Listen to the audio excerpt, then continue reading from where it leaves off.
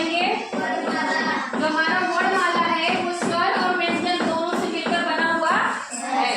वर्णमाला में कुल कितने अक्षर होते हैं? 52।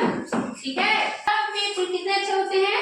52। वर्ण क्या होता है? वर्णों का व्यवस्थित व क्रमबद्ध समूह ही क्या कहलाता है? वर्णमाला।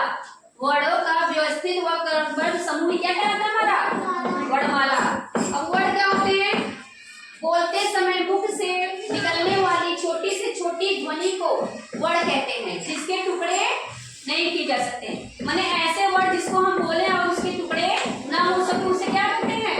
वर्ण। जैसे अ, ई, उ, क, ख, ग ना, इन्हें आधा क, ख, ग, इसमें स्वर नहीं मिला गया है। ठीक है, अब स्वर जो वर्णमाला हमारा दो से मिला है, स्वर से और व्यंजन से। किसे किसे मिला है? स्वर और तो जो स्वर होते हैं वो संख्या में कितने होते हैं? 11। इसको अंग्रेजी में वॉवेल्स भी बोलते हैं ना।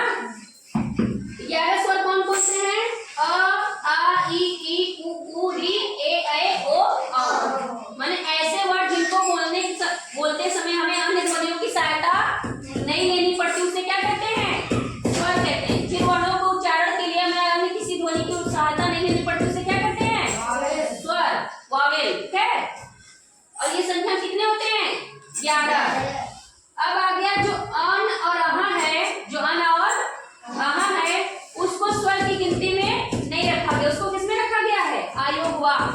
आयोग आफ्टर साउंड्स, इसको इंग्लिश में क्या बोलते हैं? आफ्टर।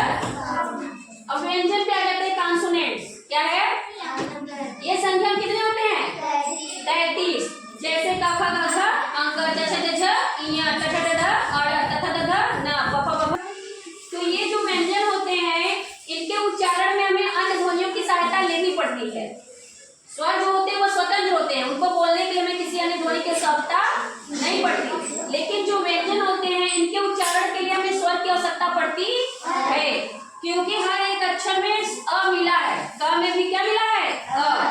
ख में भी, ग में भी, घ में भी अ, सब में अ मिला गया है। व्यंजन में जो व्यंजन का निर्माण हुआ है स्वर की सहायता से हुआ है ना, इसमें वर्ण मिला, इसलिए वर्णों व्यंजन को बोलते समय हमें स्वरों की आवश्यकता पड़ती है, जबकि स्वरों को बोलते समय हमें किसी की आवश्यकता नहीं पड़ती, वह स्वतंत्र होते हैं। अब देखो जो हमारे व्यंजन है उसको भी कुछ भागों में बांटा गया है। जैसे हम अंदर पढ़ते हैं ना छात्र गया, इसका एक स्पेशली कैटेगरी में रख दिया गया और उसको नाम दे दिया संयुक्त व्यंजन। संयुक्त व्यंजन। अब इसका नाम संयुक्त व्यंजन क्यों रखा गया है? क्योंकि ये दो वर्णों से मिलकर बना है। किससे मिलकर बना है? दो वर्णों से। ये संख्या में कितने होते हैं? 4। देखो दो वर्ड कौन है? जैसे छ किससे मिला है? क और स से। त्र हमारा किससे मिला है? त और र से। य हमारा किससे मिला है? ज और य से।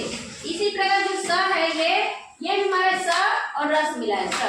ठीक है, इसलिए इसको संयुक्त व्यंजन, क्योंकि वो दो वर्णों से मिलकर बना हुआ है। तो संख्या कितने होते हैं? 4।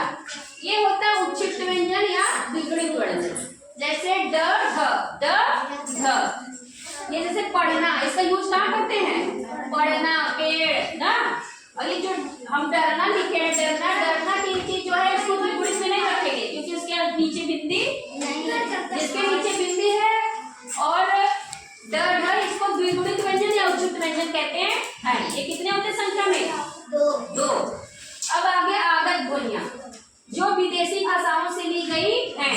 विदेशी भाषाओं से ली गई जैसे आ, ज के नीचे बिंदी, अब ज, फ, ये सब क्या है? आगत ध्वनियां हैं। अब आ गया ऊष्म व्यंजन। ऊष्म व्यंजन में क्या होती है? संख्या में 4। क्या होती है? श, श, श, ह ना, एक मूर्धन्य स, एक दंती स, एक तालव्य स और ये ह। ठीक है, इसको उसमें क्यों कहा गया है? क्योंकि उसके उच्चारण के समय मुख से जो ध्वनि निकलती है वो टकरा कर ऊष्मा पैदा करती है। क्या पैदा करती है?